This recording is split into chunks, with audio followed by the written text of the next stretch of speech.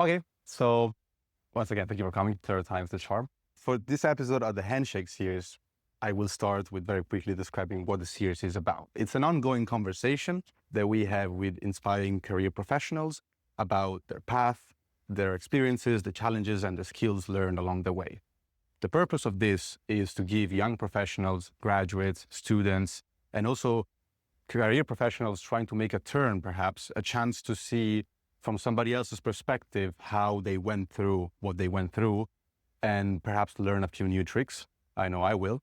Today, we are honored to welcome a very special and truly remarkable guest. It's Madam Ambassador Joke Brandt.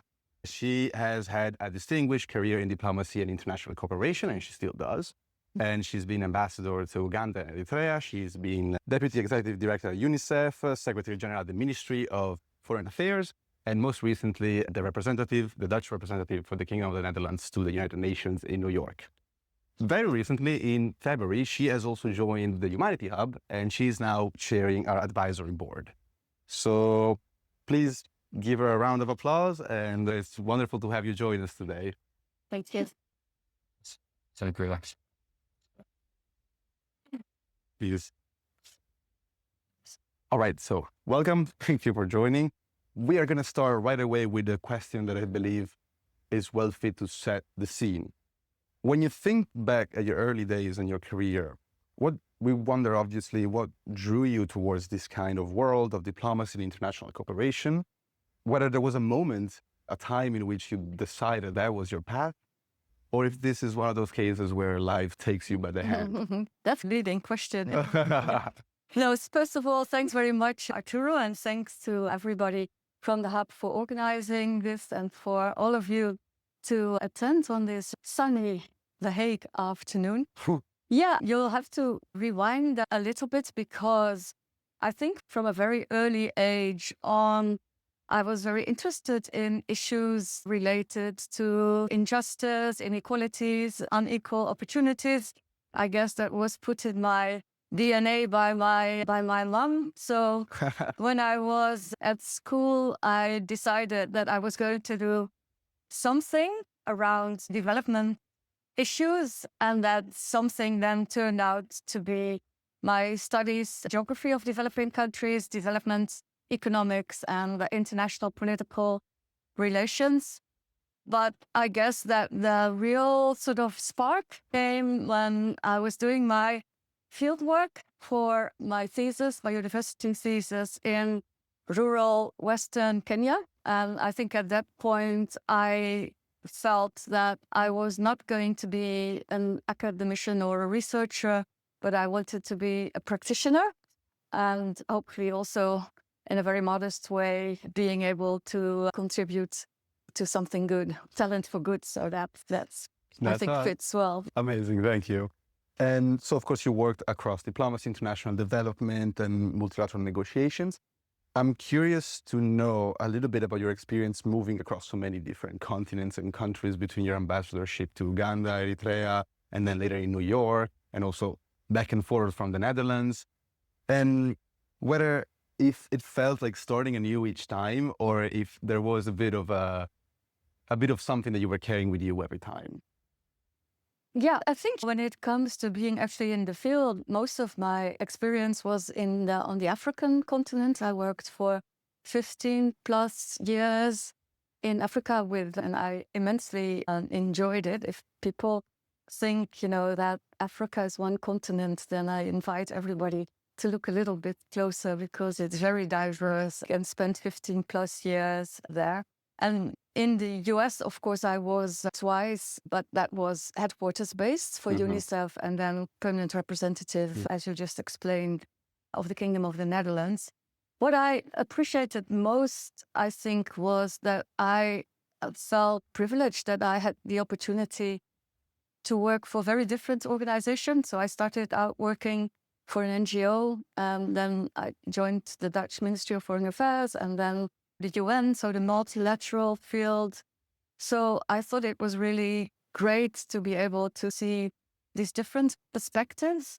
And of course, even if you switch jobs within an organization, but of course, especially when you change into a new job, a new organization, then, some things you have to start from scratch completely. I remember my first day at UNICEF coming from the Ministry of Foreign Affairs. I didn't even know how to start the computer. So you really have to, in a practical sense, be taken by the hand.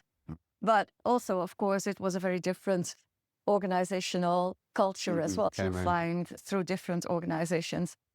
Then again, there's also similarities. Both the UN and although UNICEF is only part of this huge UN, UNICEF and the Ministry of Foreign Affairs are both big bureaucratic organizations that comes with its own challenges working through such big bureaucracies. In the end, you already alluded to that. What you bring is, of course, what you bring through all these different contexts and organizations is what you bring yourself. For me, that is very much looking at the same set of issues from very different perspectives, but with your own lens and your own approach. As an example, for me, it was always very important to make connections. So like when I was working with the NGO in Kenya, I really enjoyed listening to, for instance, the women's groups and all that, and then trying to connect that message to the regional and national level, and more recently working at the UN, where you sometimes have to face very different positions, especially when it comes, especially lately, to issues like gender, diversity, LGBTIQ+ issues, then you're very far apart. And what I've always enjoyed with my work is you don't get very far when you just each state your own position. I think it's really interesting to see if you, despite disagreeing, if you can find common ground somewhere that makes you move the needle, even if it's just 1 millimeter. And of course, you want to go like a kilometer. Sometimes making small steps is also really important.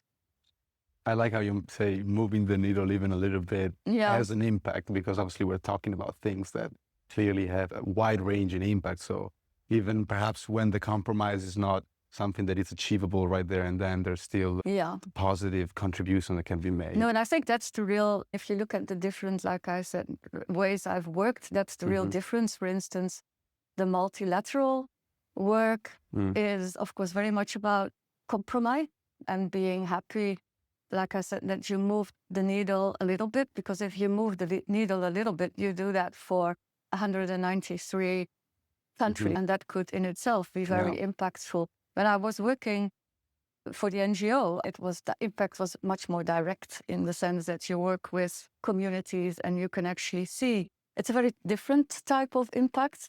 But I think we all need to work at these different levels if you wanna make change. Of course, I see. Thank you. Okay. Obviously, we could be talking a whole lot more about the various roles and the various situations you encountered, but now I would like to look ahead a little bit. And perhaps now you're not holding a public role in a big bureaucratic institution, as you mentioned, but of course there are a lot of ways in which you're still perhaps contributing. So I wonder if you can maybe tell us a little bit about that. Not really what's your day like, but rather how do you manage to stay on top of what's happening and contribute? Okay, I came back from New York in October, so that's fairly recently. So it's quite easy to stay in touch because people just keep on sending you messages and WhatsApp messages, increasingly Signal though. But I think it really, for me at least, it's very personal, of course. I really thought I couldn't just immediately stop and do nothing that has to do with international relations or development. I do a couple of things. One of them is that I sit on a group of 12 individuals from all different continents and countries that advise the UN Secretary General on peacebuilding issues. So I find that very rewarding, because in that way you stay connected to the UN, and I like working with such a diverse group of people on an issue. I think that is even more important now than ever. And obviously, as you said, I'm also chairing the supervisory board of Humanity Help. I do some volunteer work for the Refugee Council in my own city, Rotterdam, and I'm on a couple of other boards as well. My family keeps on saying that they thought I was going to be less busy when I went into retirement, but I think the opposite is actually true. Did you think that you were going to be a bit less busy? I guess it just happened. Okay. So another scope of this conversation is, of course, that of debating a little bit where the challenges and the skills that you had to acquire and to work on throughout your career. So my question is, looking back at some of these negotiation tables and some of these desks that you found yourself in throughout your life, what are some of the skills and the qualities that you think really helped you perhaps not really get there, unless you want to share about that as well, but also just remain effective while you were there and maybe to move forward too? Negotiations are, of course, maybe sometimes you use a different word, but are a very important part of the job. I think negotiating in a multilateral context in this day and age is not easy. I just did in the last year too, I thought, very tough negotiations. One, maybe you've heard about that. There was the Summit of the Future in September last year. And the outcome of that was the Pact for the Future. So there was a group of 6 of me and my colleagues that were negotiating this pact. More specifically, I was working with my colleague from Jamaica on the Declaration on Future Generations. And it was a really hard and tough negotiation. It took more than 2 years to get there. But in the end, on the 25th of September, we could also sigh a big sigh of relief. And I also did, which was maybe even more difficult, I also negotiated the outcome for the Commission on the Status of Women in March last year.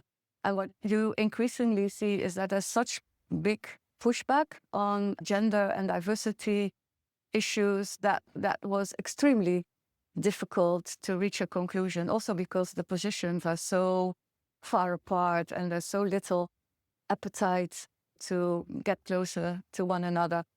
If you're chairing, like I did, then I think 2 things are really important. One is be prepared, very well prepared. And 2 is make sure that you remain in control of the agenda, because as soon as you lose that, people are going to do all their little games. I think more in general, what is very important, and I'm not very good at that, but I learned a little bit, is be patient. Have like enormous amounts of patience, especially when it comes to multilateral negotiations. Listen, be a very good listener. Really try to get the other person's point of view and don't mix the position with the people. So keep the relation good and keep on communicating. Also, you need to find partners. I found it, like, for instance, for the gender negotiations, very effective. I had gathered a group of about 15, mostly women from the different continents, to chip in the negotiations so that it's not always the same person that comes with the same issue, but that somebody from Africa can support with somebody from Europe or somebody. And that proved to be very effective, especially when we got stuck. And we had this group of people that moved around and helped to unstuck things. And I think maybe last point is that it's really important to manage expectations, especially your own, because the outcome of almost every negotiation is never going to be what you thought would be the best. It's almost always a compromise. I think it's good to to be prepared for that. Yeah. I see. You spoke a little bit about making the improvement, changing the situation during negotiations. And just very quickly follow up, would you say that comes in the form of gradual putting all the bricks there and then the improvement is made? Or does it come perhaps more as a breakthrough? That all of a sudden, because of something that happened or was said or decided, there's a breakthrough and finally you can go for what you hope to achieve? I think right now we're focusing very much on multilateral negotiations in the UN context. And I think there, what you actually see happening in the room is the outcome of what happens in the back rooms and the sort of informal discussions afterwards. I think once you're able to get 2 people together and let them come to a compromise and then present that in the room, then it's like most of the work has already been done then. Okay, I see. Thank you. Now I would like to enter this semi-final stage of our conversation 101 with two things. The first one is just an encouragement to the audience to already start preparing and thinking perhaps a few questions or things they would like to ask specifically. And the second one comes from me. And it's a question about the context that we live in. Of course, we see that there's a lot of humanitarian emergency happening and unfolding at the moment. We see a lot of geopolitical uncertainties, even in, I would say, what used to be iron grip alliances. And I wonder to what extent diplomacy and international cooperation still having the power to make a difference. I really don't like saying make a difference, but I think that gets my point through. And where do you think that perhaps we should be considering thinking a bit differently? Oh, that's a big question, especially in the times that we're living in right now. Of course, I just talked about these negotiations on the pact for the future, and it was very difficult. But in the end, I was hopeful because we did manage with 193 countries to finally agree something that you could best describe as a recommitment to international cooperation and multilateralism, and also a statement that goes a little bit into the second part of your question, that we needed to be ready for change and reform. You may have heard that in the Pact for the Future, they're talking about a much bigger role in sort of international systems for what they call the Global South. I don't like this term very much, but I think we all know what we mean by that. And reforming the Security Council, all that talk. We were already worried because the discussions were so polarized, but like I said, hopeful, because in the end we did manage to get that agreement. I think in the last couple of months, of course, things have become much, much more difficult than we would have imagined by then. You already mentioned the geopolitics, the conflicts, and of course, Gaza, Ukraine, but also still Sudan, Congo. And it's very scary what is actually happening now between India and Pakistan as well. And it really seems there that diplomacy and international sort of cooperation is failing because we're unable to resolve these conflicts. And that worries me. That worries me greatly. It just seems that a number of important leaders have basically chosen unilateralism over multilateralism. I don't know how on earth they think they can solve global issues with national solutions. That's not going to happen. And they seem to believe that might is right and that national interests. So that's very worrisome. But I'm naturally an optimist. And I think we can simply also not afford to say it's all hopeless and let's just put our hands in the air and that's it. That's a couple of things. I think I call them small mercies. Sometimes you do see people coming together around issues. Now, this Pact for the Future is one, but however difficult, we did get some sort of agreement out of COP. There was a biodiversity summit that came with not perfect outcome, but at least we keep on talking and we get to some sort of agreement. So I think we should cherish those. And secondly, it comes back to a little bit to what I said earlier. I think we all need to realize how important the work is that continues to be done. I was talking to one of my friends who currently works for UNICEF in Gaza. And of course, she's completely unable, UNICEF is completely unable to solve that situation. But every day, the things she does, the things the organization does, make a change in one child's life, in one family's life, in a community's life. And I think we just have to keep on doing that work, that operational work that is still crucially important. And if we can't do it one way, then we've got to do it another way. It is, I think, secondly, very important that we realize that this is not how the whole world thinks.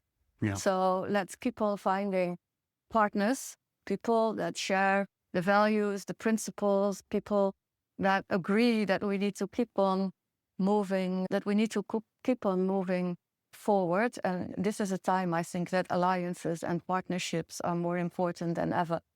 And thirdly, even this will pass. I'm worried at how much it will cost, not just in terms of human lives, but also in terms of how the sort of former international principles of international legal order, values, how much they're being eroded and undermined, and how much time it will cost to get that fixed. But it will be, because in the end, like I said, we'll have to realize that we can only solve these global issues through cooperation. I don't think we're ever going to get back to where we were. So there's a real need for new thinking, out-of-the-box thinking, reform-mindedness. And again, sorry that I'm giving so many UN examples, but that's my recent past. I know that when at the sort of occasion of the 75th anniversary of the UN, Secretary General Guterres said that we need to talk about the future we want and the UN we want. Now, that was obviously not urgent enough, because then we got Ukraine, we got Gaza. And so then he came with the Summit of the Future and said, this is a once-in-a-generation chance, opportunity to reform multilateralism. And now they've upped that again. I think we need to really look at really radical changes in thinking and in paradigms. Okay. Wow. Okay. That was a very big answer. A lot of very good points that I wish I'd written down. I'm sure it's being recorded. Yeah, exactly. No worries. But I will, exactly. We're talking now about the future. We're talking about changes that it's not only needed, but also perhaps to some extent inevitable. And so I wonder how we can be part of that change, or can strive at the very least, not go against the current on this. And so I wonder, first of all, how do you see the role that we as early career professionals can perhaps play?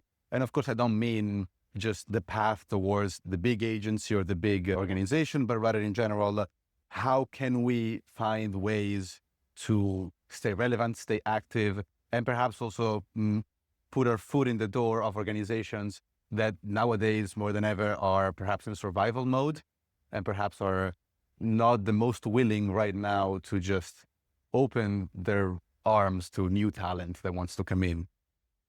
Yeah, I think that's also my experience. I think we really need the young people, young professionals, because we need the energy, the new ideas, the not being afraid of change kind of mentality. I was at a conference in Nairobi last year in May, Civil Society conference, where I was working with a lot of young people. And at a certain point in time, I said, I wish I could just bottle this energy and take it with me to New York and let it loose there, and let people see how much we actually can still do. Because I feel this open-mindedness and out-of-the-box thinking, obviously, I'm not saying that it's only young people that do that. I would also disqualify myself there. But what I've experienced is that very often these talents, this capacity is not recognized in young people and young professionals. So we've got all these tick-of-the-box exercise where you say young people need to be involved, but I don't think we realize enough what they actually have to offer. And coming back to your question, what can you do? I think I already alluded to that a little bit when I said, whatever you do, it's important. So keep on contributing to the change, however small that contribution might be. It all adds up. And I also feel when it comes to foot in the door, you said, I think it is important in my own experience, try to get at the experience. It's not so much about, it is of course also what you have on your CV, but also in being able to share when you talk to people your own sort of real experiences, because when you're in an interview, I think that's actually what counts. And the same goes for networking. Again, I don't necessarily mean that you have to know somebody to actually get a job somewhere, although it might help. But it's, again, important to talk to people, to also understand what it is, like if you want to work for an organization, what it is, what they're looking for, and is that the right setup for me? And most importantly, just keep on going, don't give up. Okay, thank you. I feel like this is a very good moment outward looking to open our conversation to the rest of the room now. So I'm going to thank you for this little one-on-one we had. And I Sure. hope we can now hear a little bit from your side. Please. First of all, thank you for it. You might have to speak up for the back. Yeah. I just wanted them to go back because at some point you were asked about negotiation, which bring options. You talked about fact and conversations. I just was wondering if it's a reflection from you on transparency versus capacity, the role in civil society throughout your career and other things. And these negotiations. Yeah, to start with the last point, I think the role of civil society is extremely important. Having worked for civil society myself, I know how crucial their contribution is. It's not easy in the multilateral sort of UN context. So there's a group of countries that feels like the contribution of civil society is extremely important. And I think also the UN itself feels that they need to reach out much more to civil society. This was one of the elements also of this pact for the future. But there is a sort of pushback from a number of countries that feel that civil society should not be involved. But we always find our way around that. Like, for instance, with this Commission on the Status of Women, civil society is not allowed to participate in the negotiations itself. But what I did as a chair, I would have separate meetings with civil society to hear their views and to brief them on where we were with the negotiations so that they were fully informed. And your point about transparency is a fair one. In the end, the negotiations in the room are transparent in the sense that they're always being recorded and everybody can listen in and all that. But there are some difficult conversations to have that you would not be able to conclude in the room, because you really have to bring people closer together. And I wouldn't do that in the room because it would mean losing face, or sometimes it means that they have to go back to capital and say, listen, you told me X, but that's not going to fly.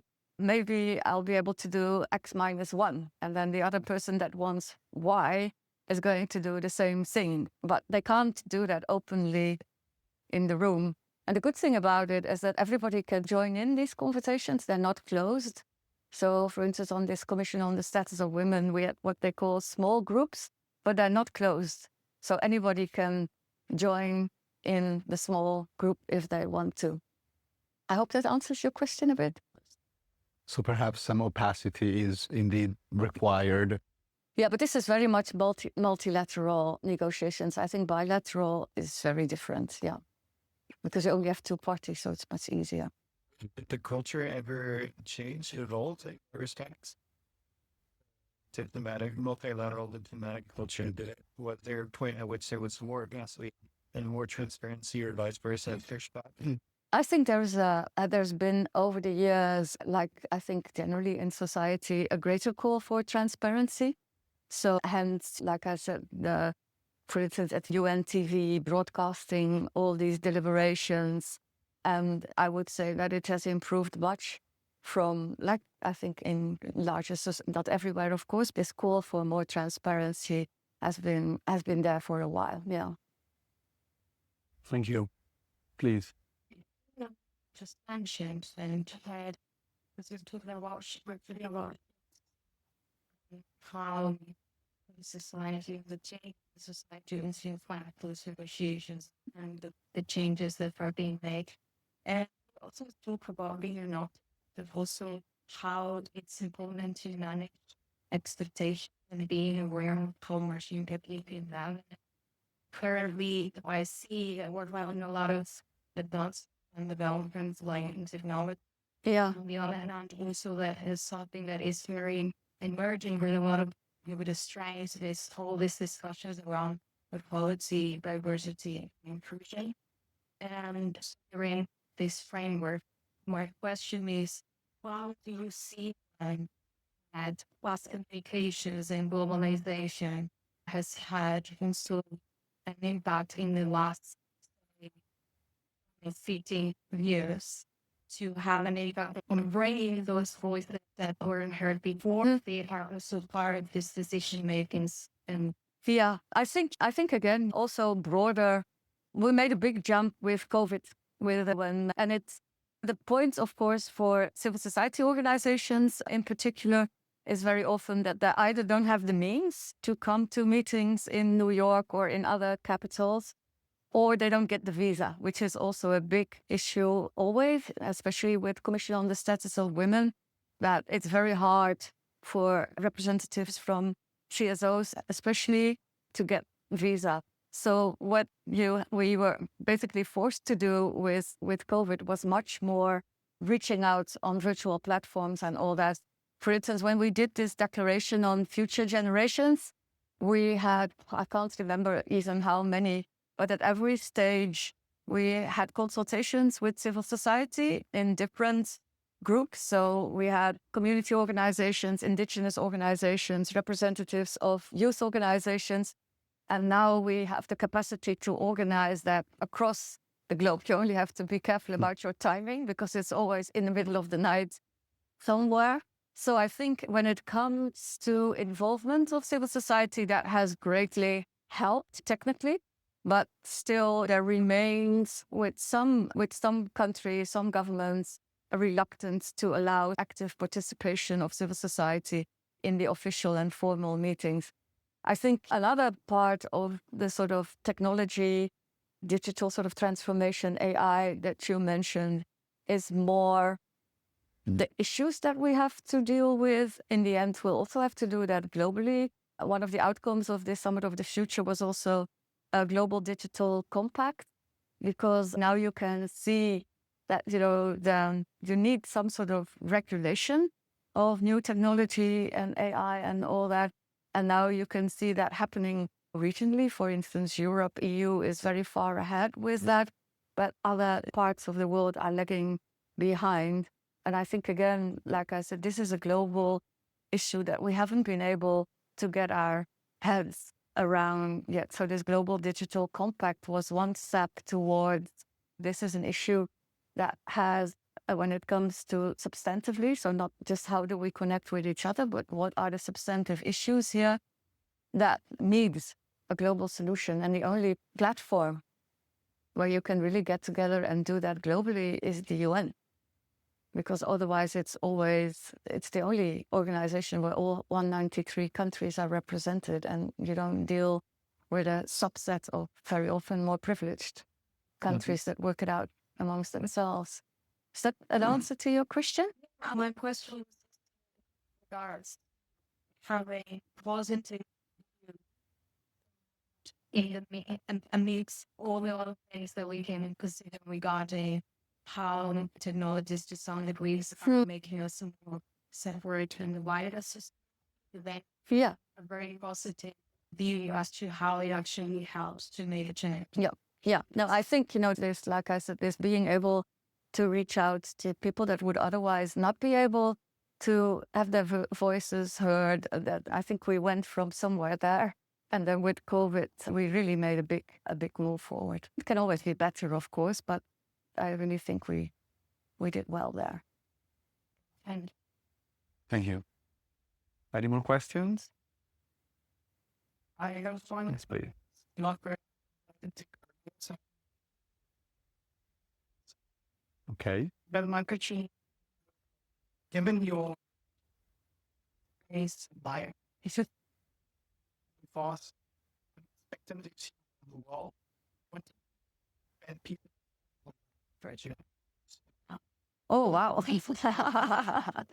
It's both. I think it's something I learned professionally, but also helps me in my personal life. I think it's very important to stay true to yourself.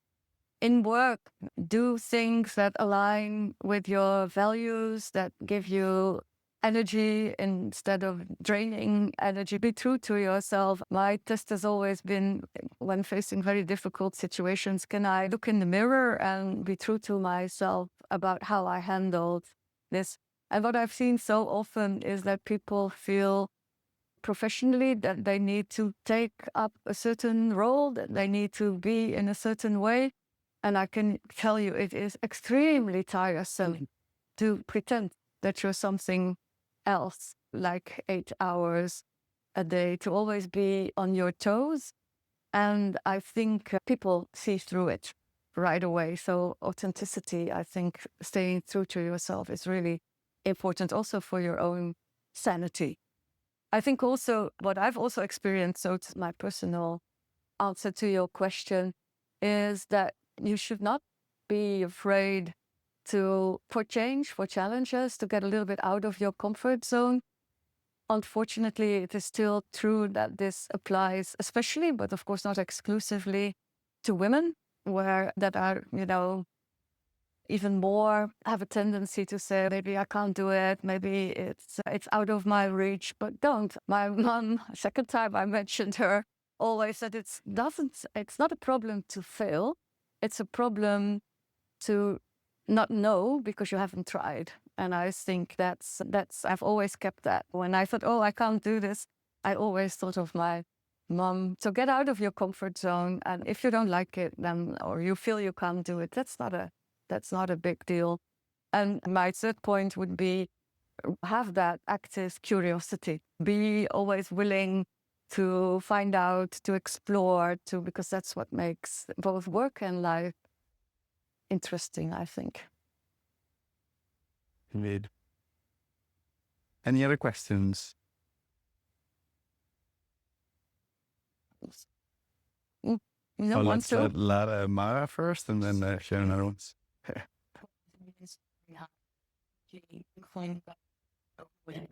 Should And I think I want to ask a question about someone.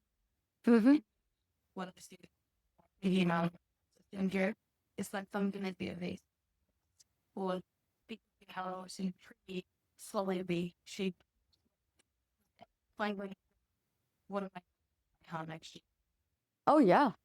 It was more often like before getting into the job that I thought, oh, can I do this? It was a big step going, for instance, from an ambassadorial post. I was ambassador to Uganda, which is clear. You have your team and you have one country. And if there's one thing, is that you are going to be the person that knows the most about this country. So that's after a couple of years, that's secure. And then I was asked to become the Director General for International Cooperation at the Ministry of Foreign Affairs. And I really thought, one, I don't know if I can do it, but B, also, I don't know if I'm going to enjoy it. So these were the two questions that were in my mind. And there was certainly a point in time that I thought, I can't deal with these office politics, because if you're at that kind of level, then, office politics come into the play very often. But on the other hand, I became more resolute and thought, okay, I'm not going to play this game. If you want to change even that, it doesn't help unless you get very, of course, unhappy about it, but doesn't help stepping aside. It helps showing that it can be done differently, so that leadership, that management can be done differently, that it doesn't matter how you dress, what you look like, whether you work from 8 until 10 in the evenings. It matters in what people can contribute. And that was a big learning curve, because you don't have to play the game, but you have to know how it works. Otherwise, so you really need to understand how it works, and then you can show that it can be done differently. So that's just an example. But also, when they asked me to become Secretary General at the Ministry of Foreign Affairs, I also again thought both these two, can I do it? And am I going to enjoy it? But then I was talking to a friend. I was in New York by that time because I was still with UNICEF, and she had her 17-year-old daughter with her. And I was talking with her mom about, should I do it? Shall I not do it? Complicated, difficult, all these sort of doubts that you have in your mind. And then her daughter said, wow, that is so cool. She said, it's so important for people like you to do this. And I thought she's right. Again, out of the comfort zone, let's see. Because you're in a position that you can actually effectuate change. Yeah, I've been in many of these situations. Very nice. Did you have a follow-up? I was just wondering regarding the question on staying true to yourself. when you were getting directives from the ministry as an ambassador, how you navigated tensions that may have arose? No, it's a very it's a very, I would say, question that plays out, of course, very much right now. But again, this is my personal position. I have been a civil servant, which means that in the Dutch system, you have to serve the political bosses. And for most of my career, I think I was fortunate enough, 99% of my career, I was able to deal with the directives that I got from The Hague. Sometimes you agree a little bit more with that, but there was never an issue of conscience. And sometimes when I thought things were really not right, or factually not right, or not right in the moral sense of the word, you just go back and you say, I don't think we should do it this way. And to a large extent, you get your way because you are there, you know the situation, and people are willing to adjust and to go along with you. Even in my last year, which was a little bit the beginning of the sort of Gaza conflict, when I got back to the ministry and said, I don't think this is a good idea. Let's do it differently. Let's put it this way, because nobody will understand if we put it.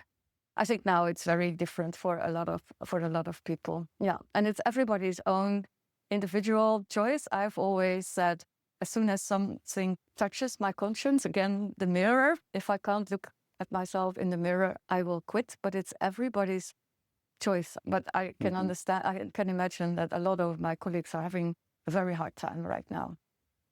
Yeah. Okay. Well, thank you. Thank you all for your participation. I'm afraid we are reaching the end of our conversation with Joke Brandt. It's been lovely to have you here. Thank you for sharing your stories, your experiences, and of course, some of your tricks that perhaps might have given us all something to think about. Thank you from the Humanity Hub. Thank you for the Talent for Good Fair, and thank you all for joining us. I hope to see you soon. Thanks a lot. Yeah, and good luck. Be good.